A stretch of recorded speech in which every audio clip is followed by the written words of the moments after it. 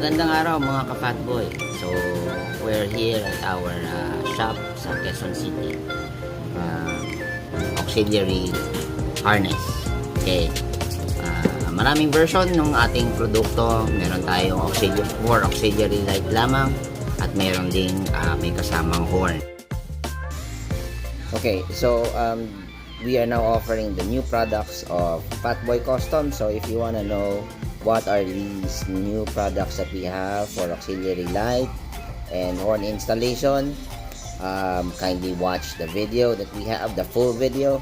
I'll be sending a full link on this comment section on this video. Okay, so again, thank you for watching and support your local manufacturers. All right.